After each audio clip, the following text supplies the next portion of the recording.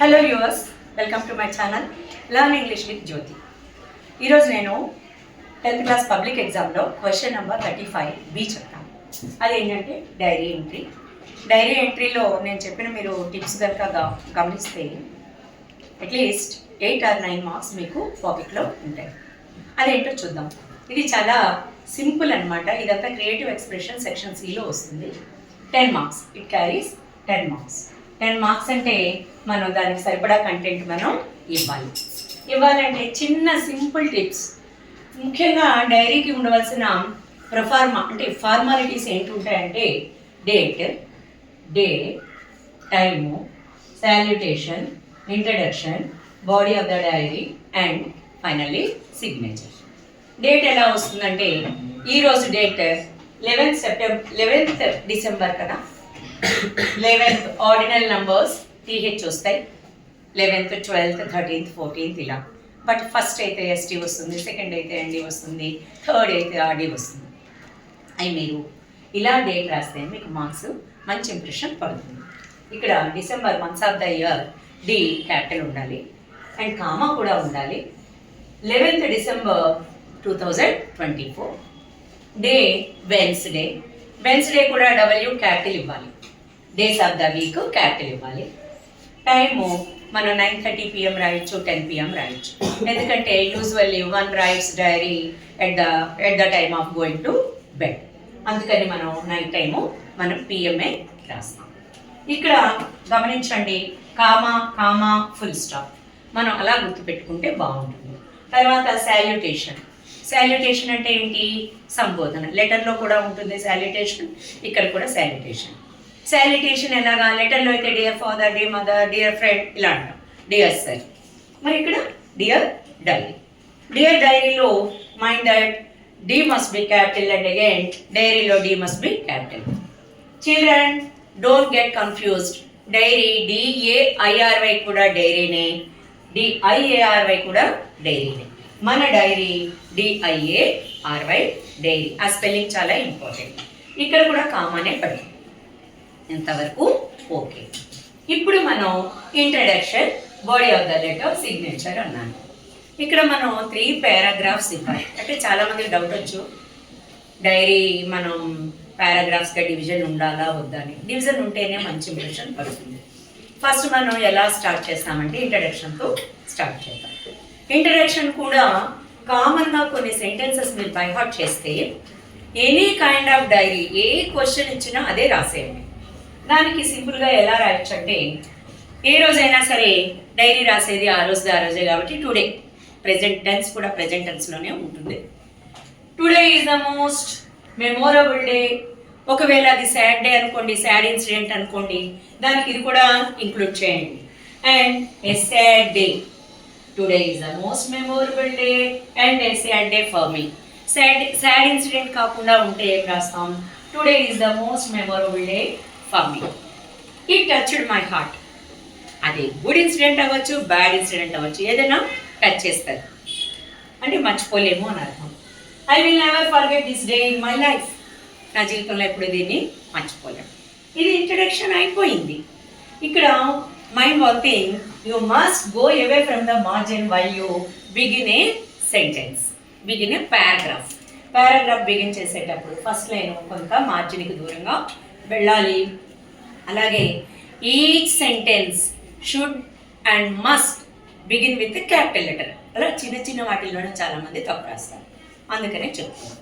ఇప్పుడు body of the లెటర్కి వచ్చేటప్పుడు ముందుగా క్వశ్చన్ చూద్దాం. బాడీ ఆఫ్ ద లెటర్కి నేనేం చెప్పాను? Body of the letter diary అలా ఉంచండి. అది ఎలా రాయాలి అంటే, ముందు కంక్లూజన్కి చెప్పాక నేను బాడీ ఆఫ్ ద డైరీ మళ్ళీ చెప్తాను. కంక్లూజన్ ఎలా ఉండాలి అంటే, కంక్లూజన్ అనే హెడ్డింగ్ పెట్టాం.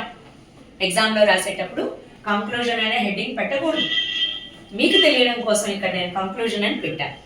కంక్లూజన్ ఎలా వస్తాం? I hope tomorrow will be the best day in my life. లేదంటే అది రాస్తూ I may be blessed by God.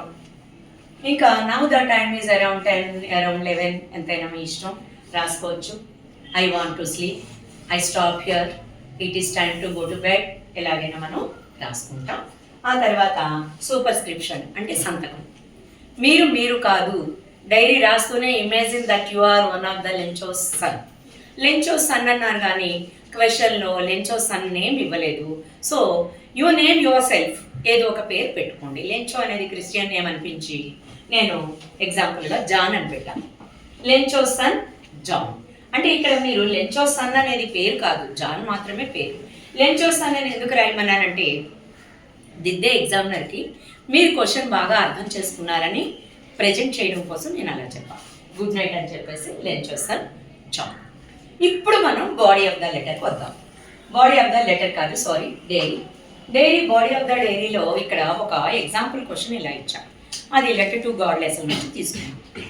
మనం లెటర్ టు గాడ్ నుంచి a question a creative expression ఇచ్చినా whole story should come into your brain. మీ బ్రెయిన్లోకి వచ్చేయాలి. అక్కడ ఏంటి, Lencho is a farmer and he's waiting for rains and the hailstorm destroyed his crop.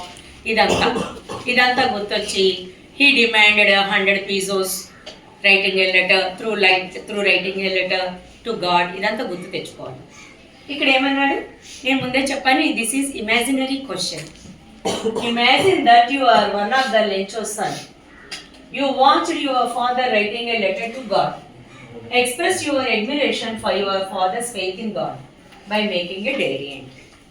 ఇక్కడ imagine that you are Lencho's one of the Lencho's son అని ఇచ్చినప్పుడు ఇక్కడ you watched your father writing a letter to God. You అంటే ఎవరు, ఇక్కడ pronoun subjective pronoun I అవుతుంది. You కాస్త I watched my father writing a letter to God. ఇక్కడ you watched your father writing a letter to God ని మనం I watched my father writing a letter to God గా simple గా మార్చేస్తాం. ఇంకా ఏంటి, ఎక్స్ప్రెస్ యువర్ అడ్మిరేషన్. ఈ part ని ఇలా కట్ చేస్తే యువర్ అడ్మిరేషన్ కదా, ఇక్కడ ఏమవుతుంది, మై అడ్మిరేషన్ అవుతుంది. యువర్ అడ్మిరేషన్ కాస్త my admiration for my father, not your father. So sentence ఇలా వస్తుంది, my admiration for my father's faith in God touched my heart. అక్కడ మనం మరికొన్ని సెంటెన్సెస్ కూడా మనం యాడ్ చేయొచ్చు. స్టోరీ మనందరికీ తెలుసు కాబట్టి, అంటే ర్యాంక్ స్టూడెంట్స్ అయితే మరికొన్ని సెంటెన్సెస్ యాడ్ చేయాలి. 10 marks క్వశ్చన్ కాబట్టి ఎలాబొరేటెడ్గా ఇన్ఫర్మేషన్ మీకు తెలుసు అన్న ఫీలింగ్ దిద్దే వాళ్ళకి రావాలి. అది రాస్తాం. కంక్లూజన్ ఎలా రాయాలో చెప్పాను. ఫైనల్గా మీరు ఇక్కడ సూపర్ స్క్రిప్షన్ అంటే సిగ్నేచర్, ఎస్ ఫర్ సిగ్నేచర్. ఇక్కడ గుడ్ నైట్ రాయొచ్చు, రాయకపోయినా పర్వాలేదు. అక్కడ లెంచోస్ సన్ కదా, మిమ్మల్ని మీరు ఎలా ఇమాజిన్ చేసుకోమన్నాడు, one of the Lencho's son. లెంచోస్ son John అని ఒక పేరు నేను సజెస్ట్ చేశాను. అలాగే మీరు ఎలాగైనా, వాటి పేరు డైరెక్ట్గా ఇవ్వలేదు కాబట్టి లెంచోస్ సన్ అని పెట్టేసినా ఓకే, బట్ లెంచోస్ సన్ జాన్ అంటే ఇంకొంచెం ఇంప్రెసివ్గా ఉంటుందని అలా పెట్టాం. ఓకే, ఇలా మీరు ఫాలో అయితే మీకు 9 అయితే గ్యారంటీగా వస్తాయి. అలాగే మరికొన్ని క్రియేటివ్ ఎక్స్ప్రెషన్ క్వశ్చన్స్ కూడా చేస్తాను. నెక్స్ట్ వీడియో అయితే నేను question number 35A WH framing questions అది నేను చెప్పాలని అనుకుంటున్నాను. So follow for my more information. Learn English with Jyothi. Thank you.